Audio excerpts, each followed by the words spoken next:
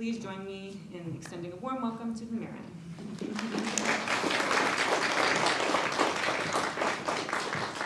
Thank you. Hello, everyone.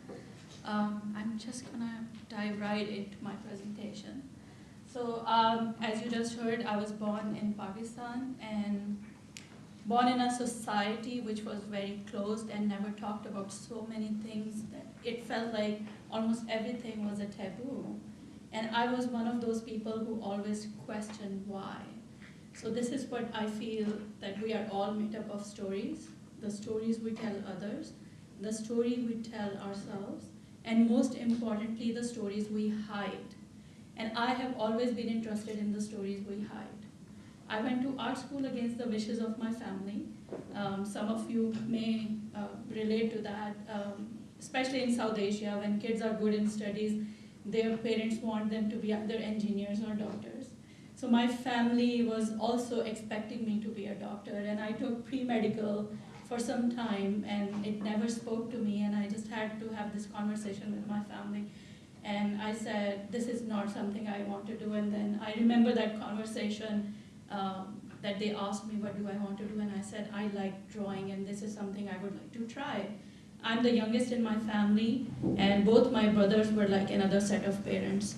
So in the beginning, they thought I was not serious, but once I went to a very known artist and I took some classes, it just spoke to me and I never looked back. And I said, that's it, this is what I want to pursue. And I decided to go to art school. And I think even by that time, my family didn't realize that I was really pursuing art as my career. But once I got into that art school, which was very difficult to get into and very prestigious, it became real to my family. So both my brothers, who were against me going to art school, when they realized they couldn't stop me, because I remember the whole family sitting on one side of the table and I on the other side. And I said that this is the first time I'm taking a stand for something that I really believe in. No matter what, I'm going to art school. So they said there will be no support from the family and I have to make it work on my own. And I said, okay, I'm going to take that challenge. And then when it became real to my family, both my brothers were so against me. One of them gave me warnings not to wear sleeveless and smoke, because that was considered a stereotypical image of a girl who is rebellious and a stereotypical image of a bad girl. So I actually painted myself wearing sleeveless and holding cigarette in my hand, although I don't smoke, but just to counter the stereotypical image that people have in their mind. Art schools were also places where they thought children get too much freedom, which was also considered another thing they thought was bad, especially for girls. So there were so many taboos and stereotypes that I thought I should use them in my work and use my language of art as a tool to talk about them. So once I was in art school, I started doing really well. So first 2 years, we got introduction of all the mediums. The first year was like a foundation course. We learned everything about architecture, art, and design. And in the second year, we learned all about fine art, because I wanted to go into fine art department, painting, sculpture, printmaking, miniature painting, all the basic mediums. And I did so well that all my teachers expected that I will take their major as my major, except for the sculpture. Because sculpture department was one of the departments which not just lacked good teachers or facilities, but it was actually really ignored by a lot of people, considering one thing, living in a Muslim majority country and society where everything three-dimensional was considered doing something closer to idols, making idols or worshipping idols, and against religion. So there was an extra layer of resistance to it. But also it was considered something which was physically and financially challenging. I got so many warnings not to take sculpture as my major. I said, oh my gosh, I have to see what's so tough about it that I'm getting so many warnings. So I took it as my one of my main mediums. I was equally interested in miniature painting. So I took all 3 minors as miniature painting. So it became equal to another major. Both mediums were at that time historically male-dominated mediums. And I was interested in women issues, and I said to myself, what better than picking male-dominated mediums to talk about women issues? So those were my main reasons to take both the mediums at that time. I was born in a society I mentioned earlier which had so many stereotypes and taboos, and nobody was talking about them. And every time I was questioning why, and I was not really getting answers, or every time people were discouraging me to talk about them, then I thought, okay, I'm going to use art as my language to talk about these issues. For example, simple things just as like fertility issues, sex, puberty, even relationship issues, nobody was really talking about them. So especially I was interested in women issues. So for example, menstrual cycle, that a lot of women were shamed over them, especially if they left a stain on something. So this was another thing that I brought into my work to normalize it, so it became, so women were not shamed over it. So I carved an underwear out of wood, and there is a stain on it and ants crawling around it, so just to open up all these topics. There were so many other topics. For example, when a close friend of mine shared with me that she was molested by her own biological brother from the age as young as 6 or 7 up till about 18. Not just it affected me very deeply, but I also felt the need to talk about it because there were so many issues like that which were a big issue, and a lot of them, in most of the cases, people were not talking about them. And people who were going through it were not able to talk about it, not talking. I also feel if you don't talk about an issue, you are not really resolving it, you are covering it actually. So I asked her if she will be willing to write a letter because she was never able to confront her brother. So, and at that time she told me it was not just that her brother molested her, but her mother knew about it and did not do anything about it. So she would actually like to write 2 letters. So I collaborated on that with her. She wrote 2 letters, one to her brother and one to her mother, and I carved the envelopes, paired with them, and then I included in the series. There were other issues, for example, children, young children being molested inside religious buildings. Like here I'm pointing towards mosques, but if you know, all the religions have this issue, not just in mosques, but also in churches and other religious buildings. A lot of children and women are being molested. So here I decided to talk about that issue because recently I was also learning, because a lot of mosques in Pakistan and around the world started putting CCTV cameras inside. And then they found out that there were so many children who were molested. Even though there were proofs, no, it was not properly raised and resolved, and still it has been an ongoing issue. So 5 carved faucets representing 5 times prayer for a lot of people who go to mosque, and cleansing. And then the painting in which you see a priest, actually when you see it from the front side, it looks very normal. But on the back side, he's holding a Playboy magazine. So again, talking about all these layers of not just issues, but the messaging behind it. I was also not just interested in the issues in South Asia, but also around the world. So probably many of you know that until about 2018, there was a driving ban in Saudi Arabia for women. So at that time, when there was a ban in place, I was interested in that topic and I wanted to bring it through my work. So I was thinking about carving rear view mirrors and painting them, and then I learned about another law in Saudi Arabia.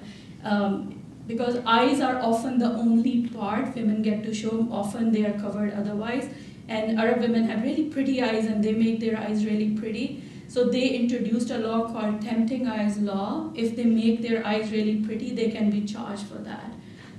So I said, oh my gosh, how ridiculous is that? So I combined them both in this series, painted eyes of women who have made their eyes really beautiful, and then carved rear view mirrors and placed them inside. But if you see in some of the images, there is a bruise around the eye too, which also is talking about all that domestic abuse that's behind the veil.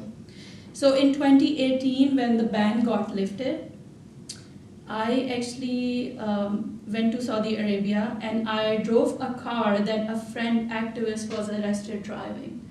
I felt a lot of women who fought for their right at that time were still behind bars, and they could not practice that right, even though they fought for so many years for that. So I felt the need to go there and drive on their behalf, who are not able to do it. So this was in 2018, the very first year women were allowed to drive. And one of the pieces from that series was on a billboard in LA, also again, not just to raise the issue, but also pointing towards domestic violence as well. So some of the other things that I'm interested in my work, along the way when I was not just trying to improve my skills, but I was equally interested in the issues around the world, and some of the things that I have been interested in, the movements and protests around the world. And because of those protests and movements, all the people who are more aware of the issues. So I've carved actually many protest signs in that series, which are actual protest signs held by people in different protests around the world. I thought you might be interested that how, as an artist, I developed one series, and I thought I will focus on this series specifically because not just it is important for me and important in my career, but also as a cohesive body of work, just to understand. When I moved to US in 2008, so this is about like my 19th year here. And I remember after a few years when I moved here, it felt like this was my home too. But whenever I visited Pakistan, everybody here would say, oh, you are going back home. So for them, maybe my home was always going to be in Pakistan, and it started this dialogue in my mind. What is the concept of home? Is it a place where you are born, or is it a place where you feel you belong? And it could be different for different people, but it just started this conversation in my mind, and I decided to create a whole series about it. And around the same time, I was in conversation with a museum for a solo show. So I started doing my research. One of the things that really spoke to me was a barbed wire fence. Not just I grew up around an area which was owned by army, and we were always surrounded by barbed wire fences, and often as a child my brothers would make me go through them to bring a kite from the other side, or a ball they threw over there. So I often had a lot of scars on my face, so it was something not just that I grew up with, but also thinking about home, migration, and moving from one place to another. This was something that came in my mind as a boundary, borders and boundaries that a lot of people cross to go into another place. Because I was, for this series, specifically interested in refugees and immigrants, because I became an immigrant myself, although that was out of choice. But my parents were refugees. They were born in Pakistan and moved to Pakistan at the time of partition in 1947. So I grew up hearing a lot of stories of migration. And when I was growing up, I saw a lot of refugees around me, because until about a few years ago, Pakistan was on top of the list for taking maximum number of refugees, mostly from Afghanistan though, but from other neighboring countries as well. So growing up, I saw them struggling and trying to make their home again. And when I moved to US, although that was out of choice, but they were things that I could relate to. So when I was doing this series, I thought to keep my focus on women and children for a reason, because I often felt after a family moves to another place, it's the male member of the house sharing the story. When I was doing my research, I was not able to find answers to the questions that I had in my mind, which were often about women. So this was something that I was trying to focus in my work at that time. So barbed wire fence, when I started focusing on that and how to make it in wood, I had to do a lot of studies and how am I able to do it. And I remember I have an assistant, I still have a studio in Pakistan, and I have a studio in Seattle as well. So my assistant in Pakistan, who I've trained over the years, he is a furniture maker though. So he helps me with my big projects and sometimes with my experiments. And I told him that I'm thinking to try making barbed wire out of wood, and he probably thought I was crazy and didn't pay attention for the first 6 months. But then he realized probably that I'm crazy enough that I'm really gonna actually do it. So he decided to help me. And after about a year and a half of trying to make barbed wire fence out of wood, and if you see a knot, the small knot, each one is individually made in 2 pieces, carved and then glued together. And then in the middle 5-inch piece is also cut straight, steamed, and then pressed in a mold to get that curve, and then glued together. And under every 5-inch piece and a knot, there is a joint. And after about a year and a half, that's all I had. Just few feet of barbed wire fence. But at that time, I had figured out how am I gonna make it, and then it was a matter of how much.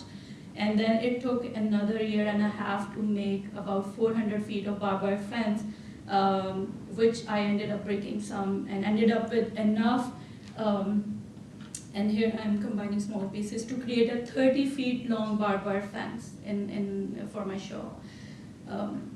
And this show traveled to the different places, so this is just to show you scale. This show has been touring different museums, so I'm just showing you different images, how it is installed. So my intention from that 30 feet long barbed wire fence was every time it is installed, it has to be right in front of the entrance.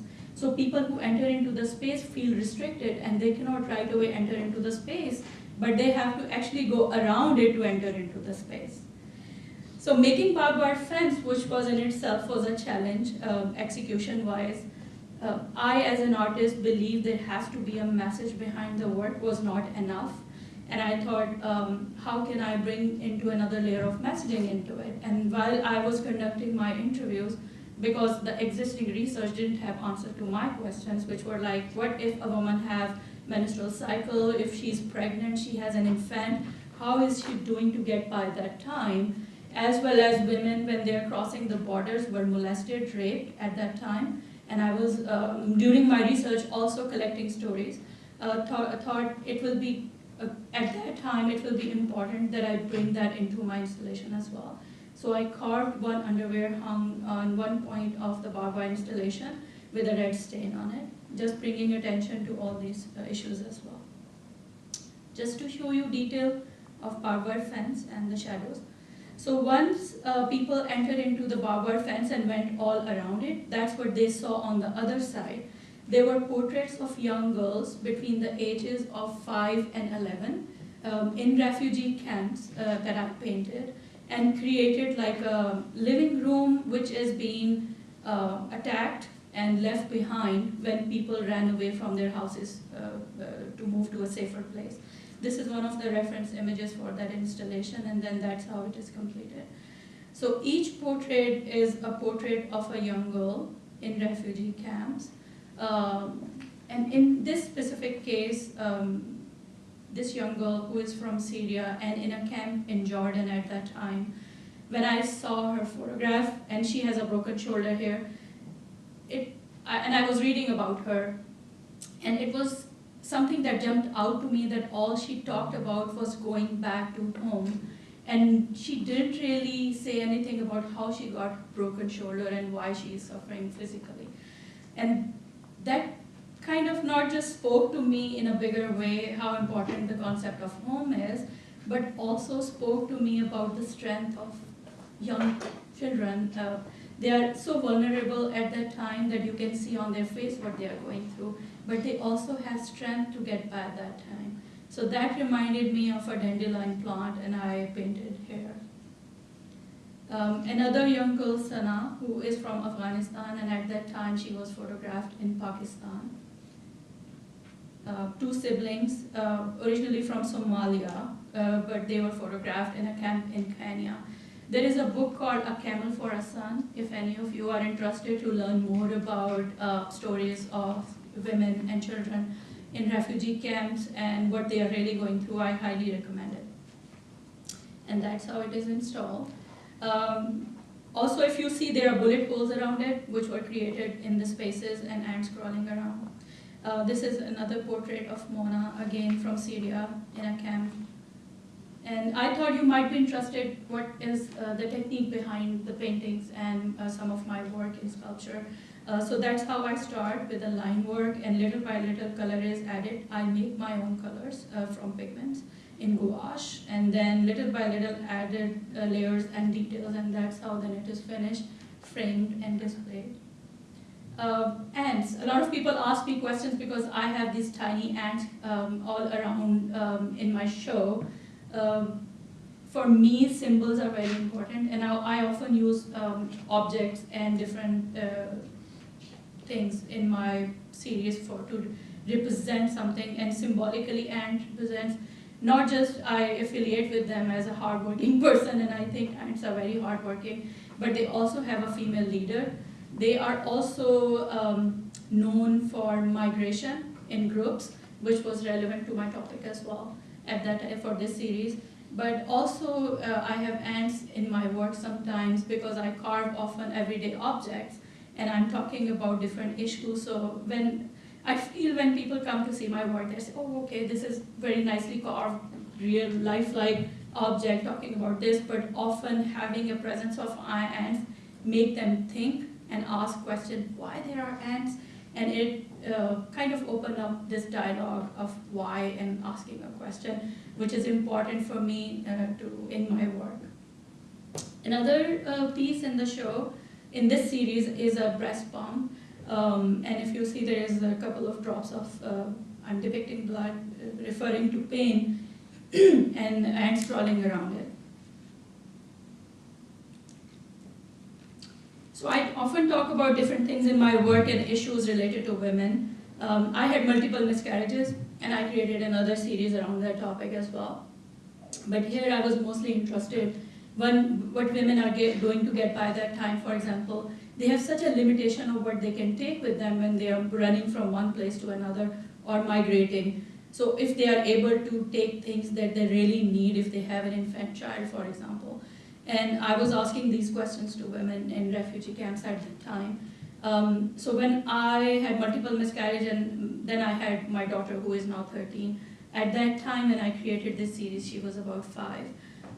My father passed away when I had my daughter. She was just 3 weeks old. And it was one of the hardest times for me because I was here and my father suddenly passed away. And I was very close to my father, so I really wanted to go and be with my family at that time. So I left my daughter, who was just a few days old, here with my husband, and I flew to Pakistan just for 5 days, and I only carried my breast pump with me. And I remember going through all these extra security clearances because I was carrying a breast pump with me. And it made my journey that much more difficult because I was interviewed in all my connections. I had to go through extra security clearance. So while doing my research, those were the things that stood out to me, being as a woman, as a mother as well, while asking these questions. So I decided to make one breast pump and add into the show, and this is how it is installed. There is another large installation in the series with bricks which are carved out of mahogany wood. They are then sandblasted, and there are a lot of shoes, leftover items of wounded and killed, just like this reference photo after an attack on a mosque. And what you see afterwards is just a lot of shoes and leftover items of wounded and killed. This is often the landscape when a place is attacked after a war, after a terrorist attack in this example. And so I actually started collecting objects, carving them in wood, a lot of shoes, and then for this installation. So here you can see actual shoes and the carved ones as well, side by side. All these shoes and how I collect my objects has stories as well. In some cases, there are specific shapes that I wanted. Some of them belong to my family members. Some of them I borrowed and asked some of my friends to help me. In some specific shapes, which belong to certain area in northern areas, in one example, and I really wanted to make that shape, so I was asking my friends for it, but all of them, what they had was like a new shoe or in a very nice shape, and I always often try to bring in a shoe which has been worn by someone, so it has a story behind it. It is connected to someone and telling a story.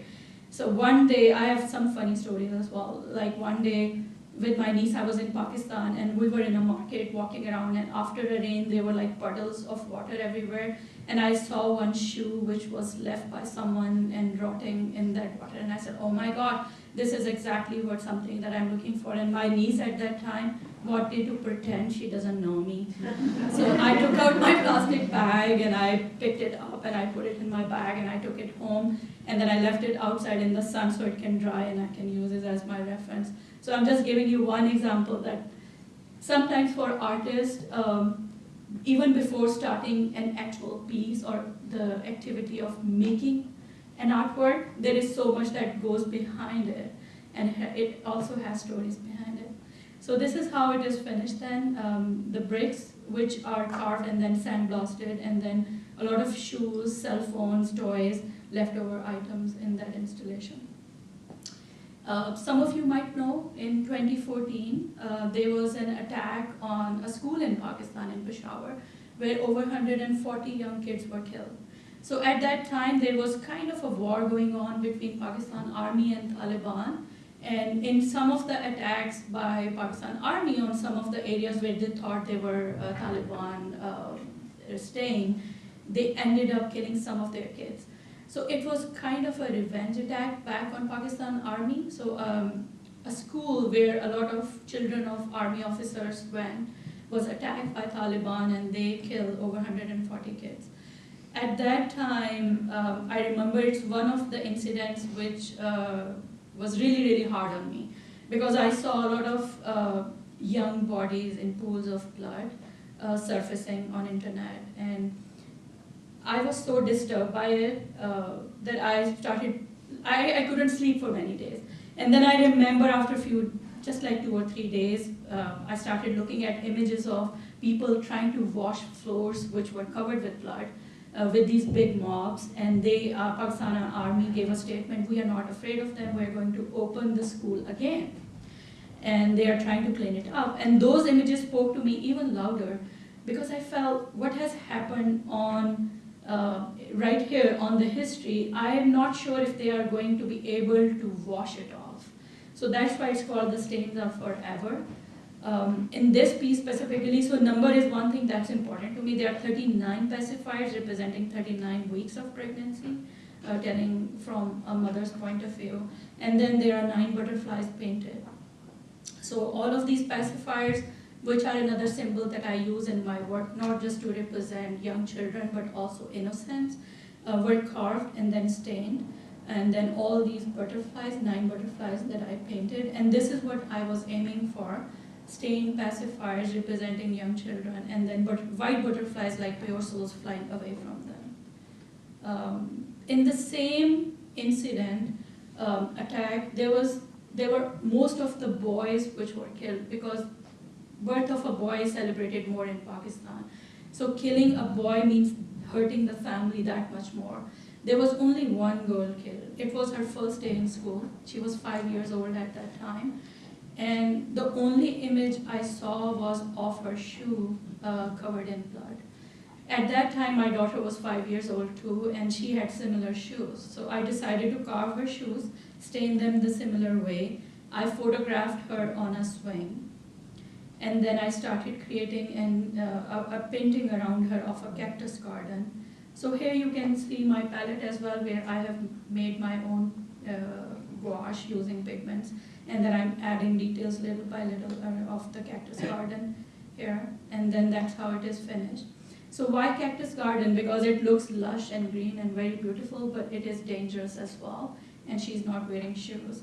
So again, representing this world where we as parents want to give our children a safe world, but how safe it is. Children here, and you probably all know about school shootings here, even in US. So now, no matter where you are and how safe of a world you want to give your children, how safe it really is. So the painting was placed on a swing, and then the shoes were placed underneath it. This is the first in the series. Since then, I have added more pieces in the series, but in other pieces, I painted young children in refugee camps on a swing. And when they are at a swing, I painted fantasy worlds around them, which is presented to them through different boxes of toys and storybooks. So at that time, I think they are imagining this beautiful world that they are hoping they will get in future while they are in a difficult situation in a refugee camp at that time. But I feel children have a lot of positivity and hope at that time that they are thinking they are going to get by that time. In the same series, there are some suitcases and bags, luggage pieces, which to me I felt at that time represented journey and migration. So I carved some suitcases and bags at that time, and I felt in the beginning that I'm going to keep them all closed because I don't know what people are bringing with them. But when I started conducting different interviews, sorry, I'll go there in a minute, and I also added a backpack with stains on it and young children's shoes. Again, talking about young children who are going through that difficult time. So I started conducting different interviews, and I was asking this question, what you were able to bring with you.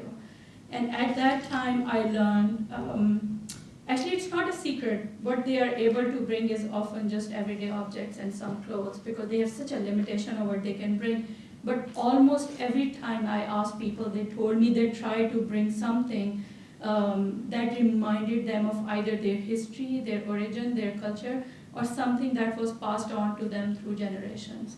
And in many cases, it was a small rug as well. So I decided to add that, and then I also decided to open one suitcase so I can open it up and show the audience what they are really able to bring with them, which is no secret really. So in this specific case, the open suitcase, when I decided to open it up, I was interviewing different refugees in the area in US as well. I worked with an organization in Seattle called Refugee Women Alliance, and I met a young mother at that time who was originally from Zambia, and she moved to US for her children. She got married at a time when she was very young, I think either 12 or 13. And then she was given in marriage to a person who was already married, had a wife in US. He was a diplomat. So he made a lot of promises to the family because she was entrusted to go to school and get education. She was studying at that time.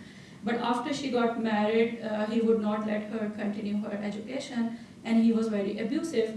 And within the first 3 years of marriage, she had 3 children.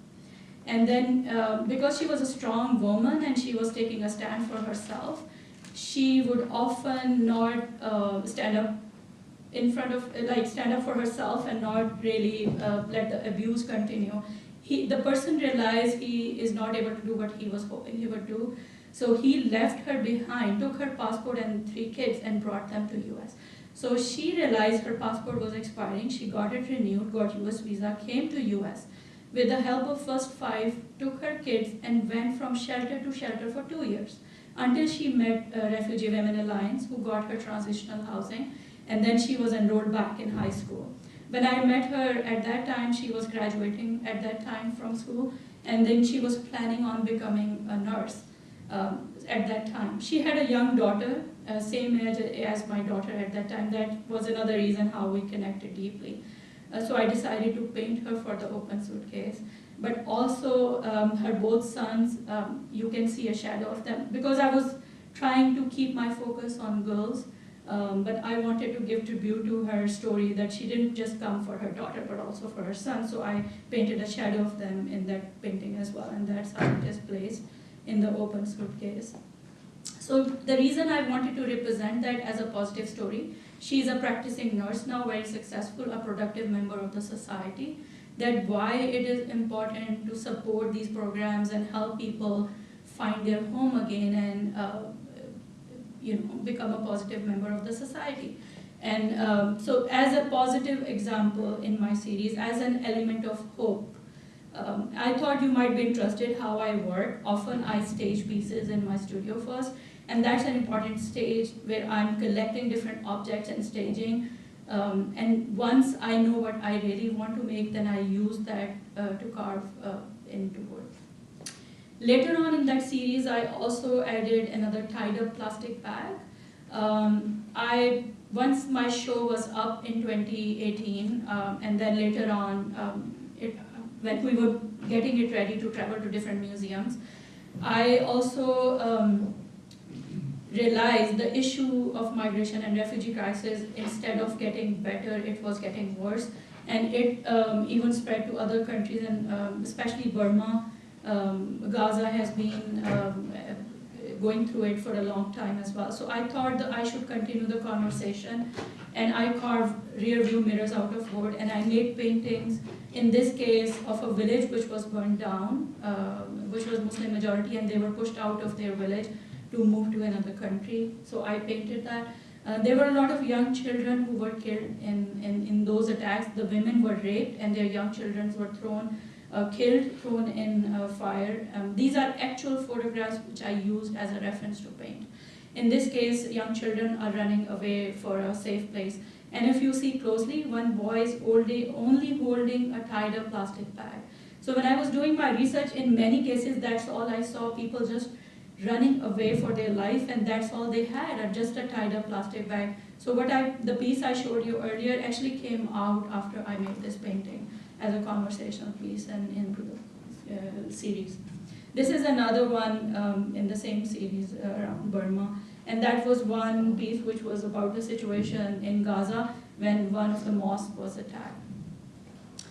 At that time, there was a documentary in the progress on my work and this series specifically. So they asked me, they were asking me about my childhood photographs while I was going through my childhood photographs in a small album. In between two photographs, I found a letter that was written to me by my brother, who passed away when I was just in my 5th grade at that time. It made me very emotional because I didn't know that I had that letter from him. It felt like it was a piece of him that I had with me. I became emotional and carved. This was my first envelope at that time that I carved, and I placed it with the letter, and I just posted on my social media. After that, a lot of people started sending me the letters they had from a loved one, which had a story written between people separated by borders, boundaries, and some of them were love letters, some of them, one of them as old as actually about 100 years old to as new as few years old, which a girl who was adopted he connected with her biological father and wrote a letter to him. I got so many letters that I felt all these stories are important to share. So I carved many more envelopes, and actually some of the letters I paired with envelopes and added into the installation as stories. I thought, other than my one focus story, you might be interested to know what I'm currently working on in last couple of years. In one of my recent shows, few months ago, if some of you got a chance to go to Greg Kucera Gallery and see it, I created an installation where there were 24 school desks with, we call it real. It's a surface which you put Quran or a holy book to read, to give respect. And then there is a prayer beads, there are prayer beads and a flower carved and placed on top. And in each drawer, there is a story of a young child killed in a war zone in different parts of the world. Most of the stories are from Gaza, because recently there have been young children, overwhelming number of young children killed in Gaza, and most of them under the age of 1 actually. Some of them are, but I collected stories of young children, but within the age of 12 years old. And I thought they are much more than just their name and age. They could have been someone, they could have changed the world, and we need to pay tribute to their life. So in each drawer, there is a story of a child who was killed from their family, their photographs, and you can get to know more about them. This is how it was installed with stools, so people can actually sit and read the stories and spend time with each story. On the other side, there was another installation, which was again about, as a parent, our children living in this world, and as parents, how worried we are talking about all this social media and overflow of information and misinformation and lies and things which are being fed to them, and how to protect them. There were 13 pieces in that installation because last year when I created this, my daughter is 13 at that time. And so I created 13 pieces, and in one of the pieces I painted myself and her, and I'm covering her eyes, and on other pieces there are words laser etched, which I actually interviewed a lot of parents and asked them what they are worried about their children that they would like to protect them from.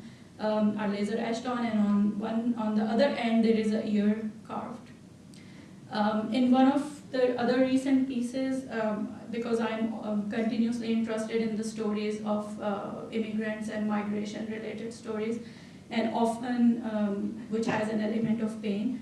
So a couple of years ago I saw a photograph of a father. Often I'm interested in women and mother stories, but here this is a story of a father.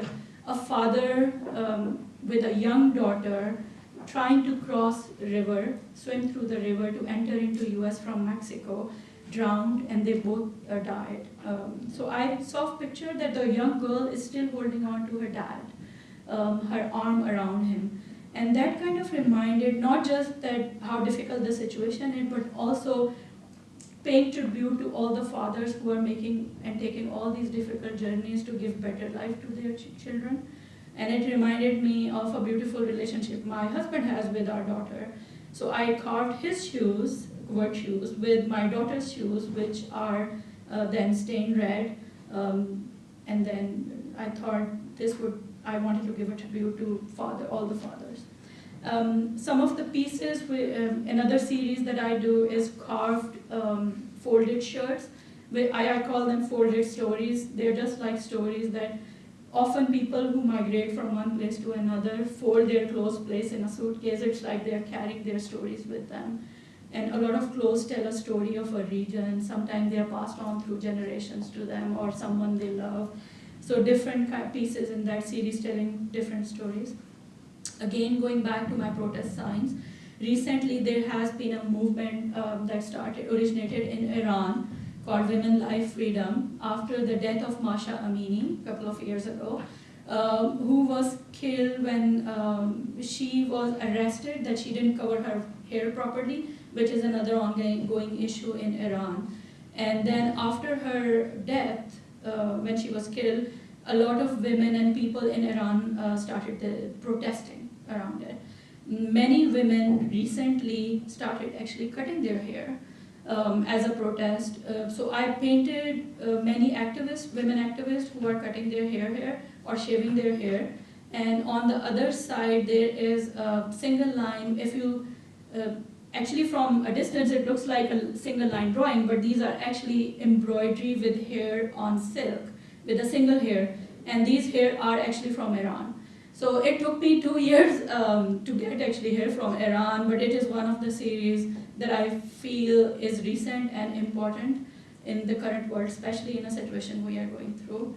So that's how I finished, carved scissors with a painting on one side and embroidery with hair on the other side, depicting the movement and the beauty of protest. And this is what I feel. It is important that we share our experiences with other people. Your story will heal you, and your story will heal somebody else. When you tell your story, you free yourself and give other people permission to acknowledge their own story. Thank you.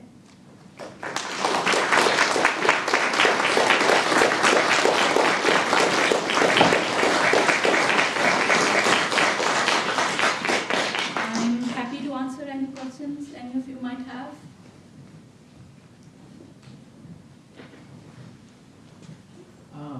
You work with a lot of very graphic and traumatic imagery, and I wonder how you, I guess, decompress after taking in all of these, honestly, very horrifying, experiences.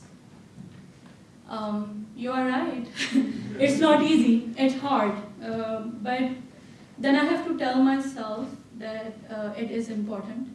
And I also somehow find my courage and healing in the process and from the reaction that I get afterwards, because I feel that we all need to contribute in the change we want to see in the world. It is not enough to just not feel good about things. It is important that we all are doing something to contribute into the change. And this is my contribution. Art is the language I know best. and I'm using it to say things that are affecting me and disturbing me. And yes, there are days when I have bad dreams. I feel like I sometimes dream myself into their shoes sometimes, which is strange for some people probably, but that's how I am.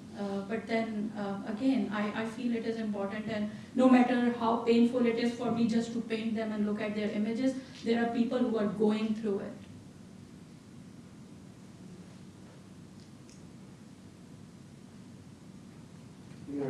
I have a question about your relationship as an artist to, well, not only to countries, but to studios. You know, I guess practically speaking, like, Yeah.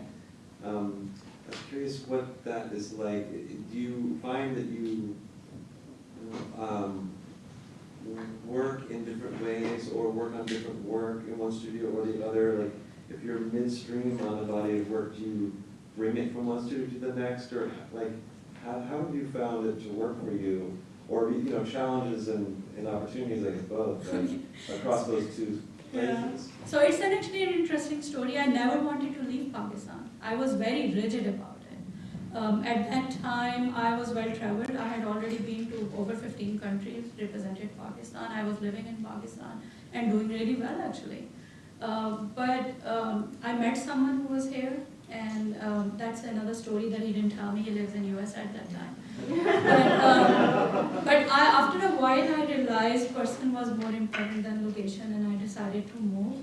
But at that time, I was not just committed. I had a studio because when I took sculpture as my major, and especially working in wood, my teachers couldn't help me. A lot of people could not help me.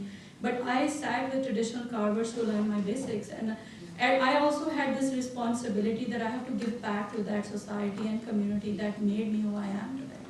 So I decided to not just keep my studio there for a reason that, one, I had spent a lot of time establishing it, teaching, training another person to assist me with my work, but also I was very close to my family and parents, and I wanted to keep that connection alive, but also wanted to give back to society and community.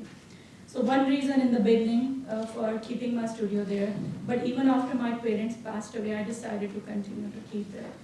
One reason it is working for me, I have a system that works for me. Often the first 50% of my woodworking happens there because I'm able to afford my material more.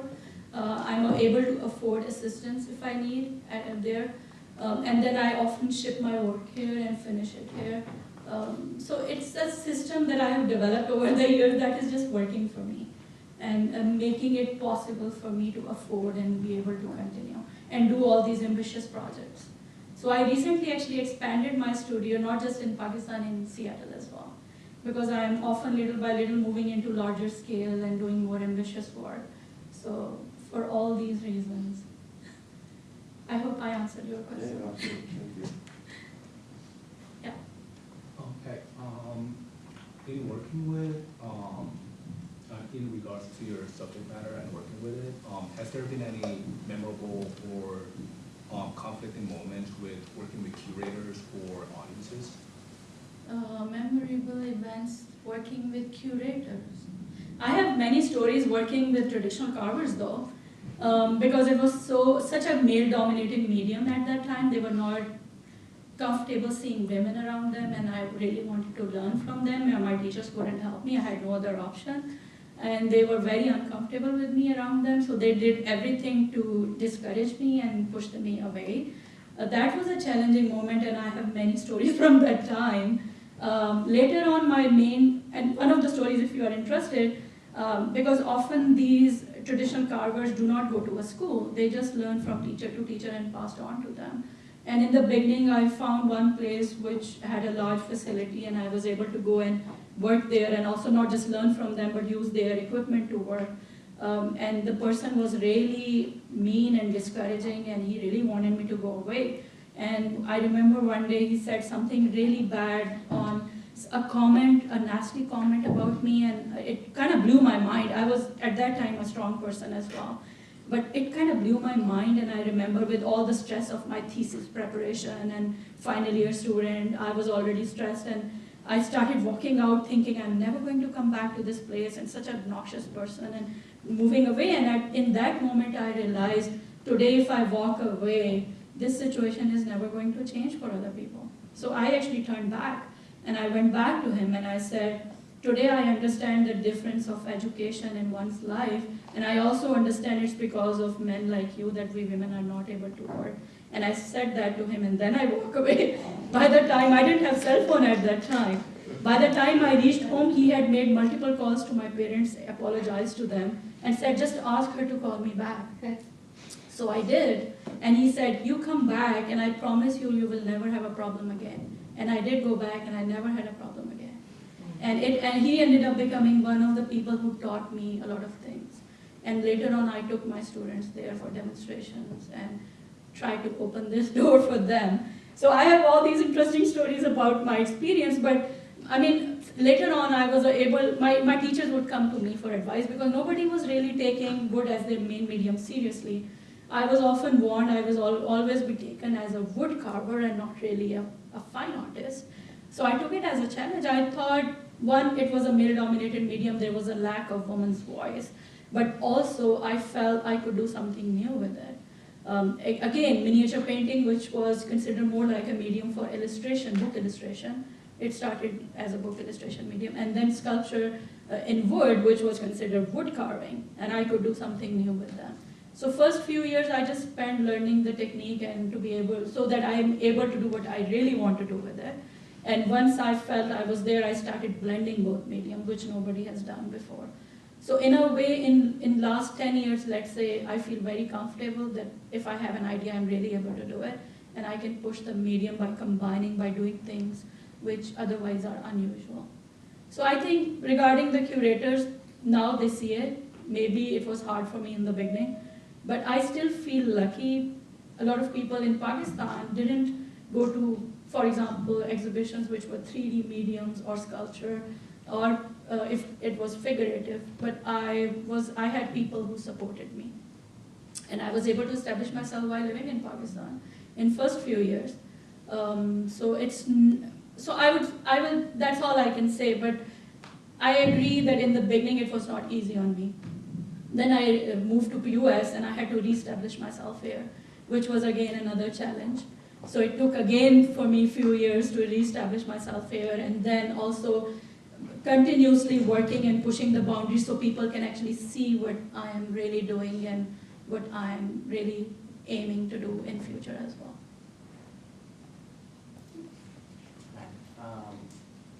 Thank you, first of all, and sharing this beautiful array of stories from deeply personal to societal, culture, and global, and bring that aspect all together in your work. And I wonder, how do you go about choosing which stories to be told but protected in anonymity versus which stories to be shared in a more deeply personal but directly naming these stories, naming and also presenting these figures and survivors and victims that of the stories, right? How do you go about choosing which one to be one or the other? So I actually feel what's personal is also universal. So I started sharing my own stories first, and which help other people open up and start sharing their stories with me. And once they started sharing, then if I'm touched by a story, I always ask, is it okay if I use it in my work? And often people are okay with it. Sometimes they just want me to stay anonymous and not use their name, which I'm completely okay with. But in many cases, they are okay with using their name. For example, my recent installation with the stories from mostly Gaza, but other countries as well. Their names, ages, and location there. And the stories gave me permission, their families gave me permission. But that was another challenge in these story sharings. You are right, there are layers and layers of challenges. And one is, if you get permission, then you can show it and share it. If you don't get permission, then you cannot share exact names or details, but you can share the story in general by depicting it in a symbolic way.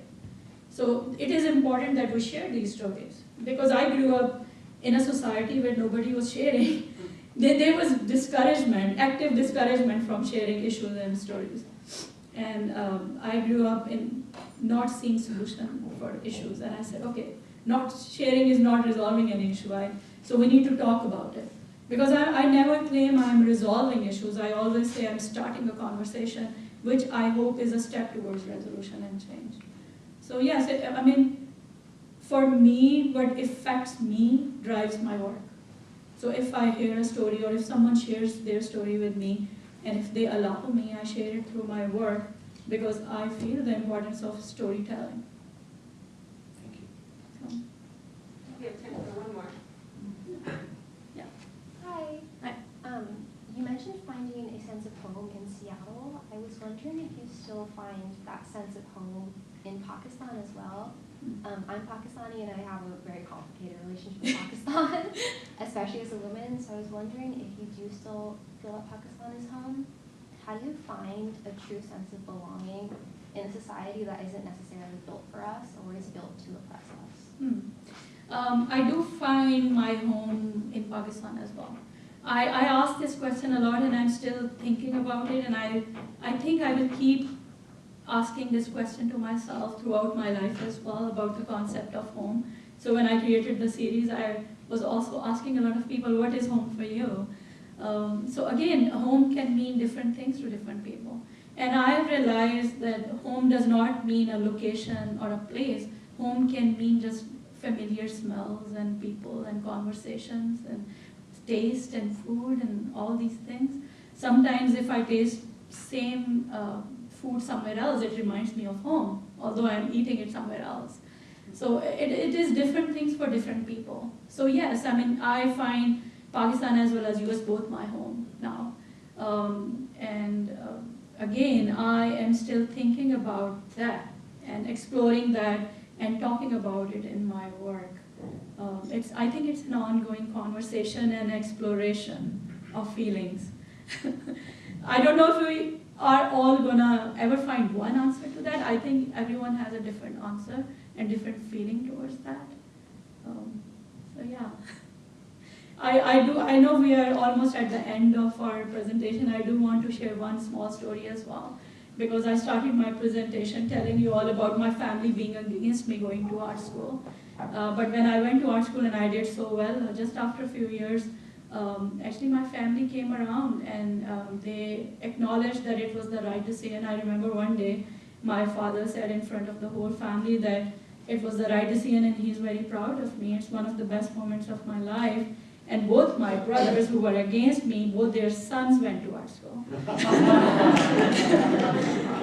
So just thought to share, because I also, like, it is hard when you take a challenge and you have to prove yourself, but often if you stay true to it and work hard, it's rewarding and things change. I know, Bonnie, you wanted to ask a question. Well, thank you. I just really wanted to kind of echo what Khalid said, for sharing your life and your work with us. And I got here early. We were talking about hope, short conversation, but what is that for you going forward? So hope is, I mean, I know we are living in this difficult world and the difficult times right now, and also I coming from a very, very difficult place who is still going through a lot. Hope is important for me. Even in my work, if you see in a lot of my pieces, you always see an element of hope. If I'm painting refugee children on swings, I'm painting a fantasy world but with a positive hope for a better future in that composition as well. It is important, I feel, not just for myself, but for all of us to hold on to hope, because hope drives us to contribute in the change and do something for a better world, at least for our next generation, for our children, if not for ourselves. But yes, it is something that's really, really important for me. And I am really aware of it in my work, even though I'm talking about all these difficult topics and issues.